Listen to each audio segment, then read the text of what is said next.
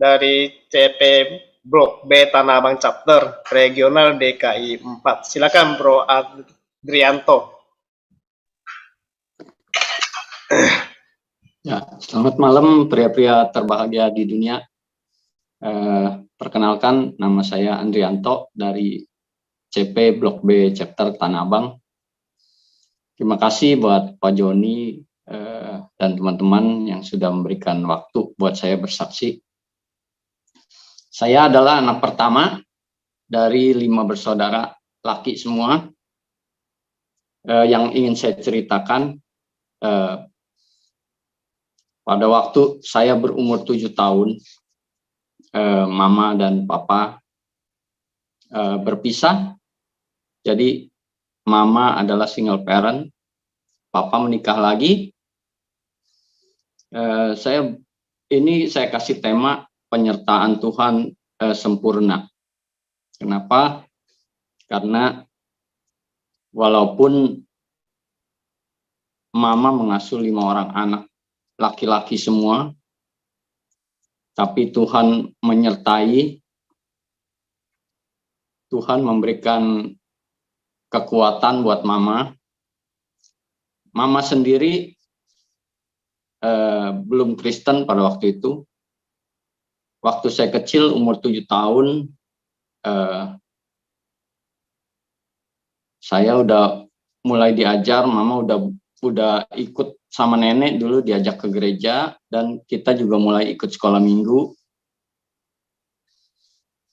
Saya berterima kasih karena mempunyai mama yang hebat, karena mama juga mempunyai Tuhan yang lebih dahsyat lagi, yaitu Tuhan Yesus.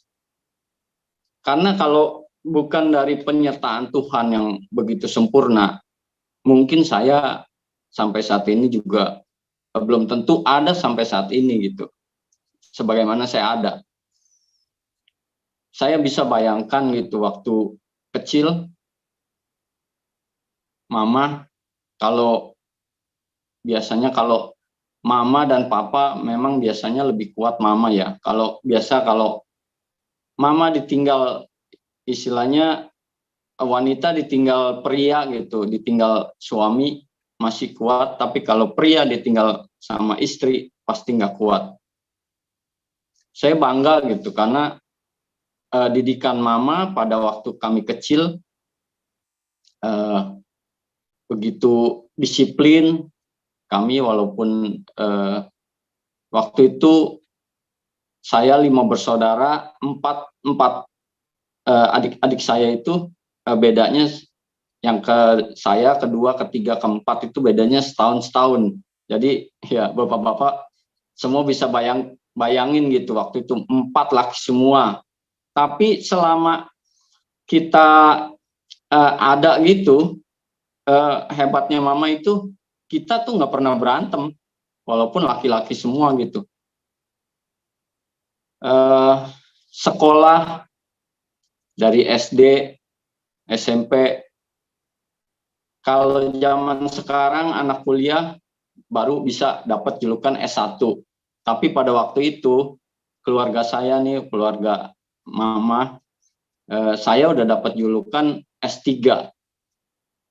Julukan S3 keluarga saya itu S3 sangat susah sekali pada waktu itu.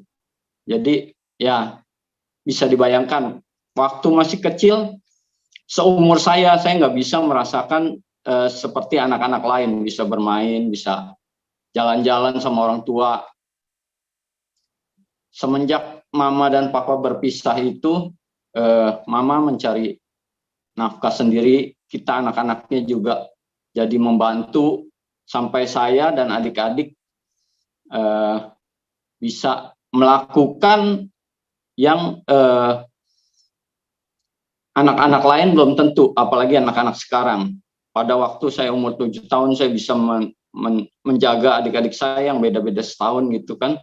Anak adik saya yang kedua 6 tahun, ketiga 5 tahun, dan keempat 5 tahun.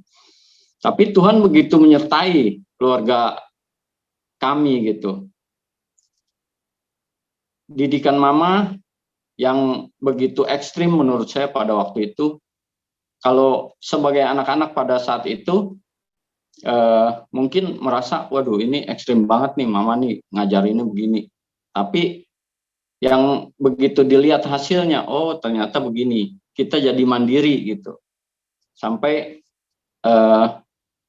kita disuruh ke gereja aja dulu, saya sendiri sampai nangis-nangis diajakin ke gereja sama mama, saya nggak mau gitu. Tapi tetap mama ajakin kita semua nih ke gereja. Sampai satu kali itu waktu itu ke gerejanya gereja Protestan. Pada saat itu saya merasa di gereja Protestan itu sih ibadahnya kan biasa-biasa aja gitu kan. Kalau sekarang saya udah di gereja Pantai Costa, jadi kalau nyanyi semangat gitu. Pada waktu kaum muda, mama diajak sama seorang teman ke gereja yang beraliran Pantai Costa. Jadi kita anak-anaknya juga diajak untuk ibadah. Nah, pada saat itu kita semua diajak situ, dan saya merasakan pada waktu ibadah di gereja yang ini, saya merasakan sukacita. Jadi pada saat itu tahun 91, saya masih remaja, kaum muda lah gitu. Saya begitu sukacita, dan saya rasakan itu cinta mula-mula saya. Jadi saya semangat banget untuk beribadah di tempat itu, dan sampai saya mendapatkan jodoh juga di gereja itu ya. Jadi yang saya dapat dari kesaksian ini adalah bahwa Tuhan, walaupun yang mama seorang single parent, tapi bisa memberikan didikan yang baik gitu, mengajarkan anak-anaknya untuk takut akan Tuhan gitu. Sampai saya nggak bisa membayangkan, saya juga nggak bermimpi, karena pada waktu itu mama adalah seorang kontraktor. Kontraktor maksudnya kita ngontrak-ngontrak terus gitu, jadi itu yang saya sebut kontraktor. Saya nggak ngebayang kalau sampai saat ini, mimpi aja nggak pada waktu itu bisa punya rumah gitu, bisa punya kendaraan. Tapi Tuhan memberikan yang terbaik gitu. Saya merasakan Tuhan menyertai keluarga kami gitu. Ya boleh dibilang adik-adik saya juga masing-masing juga sudah punya rumah gitu, sudah punya kendaraan. Jadi penyertaan Tuhan itu sangat saya rasakan gitu. Sekarang sih mama dan papa udah di surga gitu, udah nggak ada. Jadi saya adalah anak yatim piatu. Nah, yang ingin saya sambungkan adalah saya di Full Gospel itu bergabung di tahun 2016. Jadi pada waktu saya bergabung 2016, nggak lama, sebulan kurang lebih deh, saya langsung ditunjuk jadi presiden chapter. Itu dengan polling, ada 3 orang yang dipilih, akhirnya saya yang terpilih. Saya dipercayakan untuk menjadi presiden chapter pada tahun 2016. Setelah saya menjadi presiden chapter, nggak lama saya mendapat satu kecelakaan. Saya jatuh dari motor dan tulang yang di depan sini saya patah. Tapi ya puji Tuhan, Tuhan memberikan saya kekuatan. Saya nggak dioperasi. Sampai saat ini nggak ada yang saya rasakan dari sakit dari tulang patah itu. Tuhan itu sungguh menyertai saya. Seperti yang tadi Pak Eko bilang, kalau jadi presiden chapter itu kan dulu yang saya takutkan juga, karena dari yang sebelumnya juga bilang ada ini bayar itu kan, tekor lah gini. Tapi puji Tuhan di chapter Tanah Abang itu saya bersyukur karena mempunyai leader-leader yang hebat gitu. Ada Pak Joni, ada Pak Andri, ada Pak Samuel yang begitu mendukung kami para member di Blok B chapter Tanah Abang. Jadi semuanya tidak ada kekurangan. Jadi semua kalau kurang kita menabur, saling berbagi. Jadi itu nggak ada yang saya rasakan tekor lah, nggak ada. Karena Tuhan menyertai. Penyertaan Tuhan itu begitu sempurna buat saya. Sampai saat ini saya masih tetap dipercayakan untuk jadi presiden chapter selama 6 tahun. Kenapa nggak ada yang mau menggantikan saya gitu kan? Padahal saya teman-teman saya malah beberapa orang udah jadi presiden chapter juga di Tanah Abang gitu. Jadi ada pecah chapter, udah ada 4 chapter di Tanah Abang, tapi nggak ada yang menggantiin saya jadi presiden chapter. Ya mungkin di tahun-tahun berikutnya biarlah saya boleh diganti, jadi ada yang menggantikan saya jadi presiden chapter. Ya kalau dari ayat yang tadi Pak Marolop bilang juga,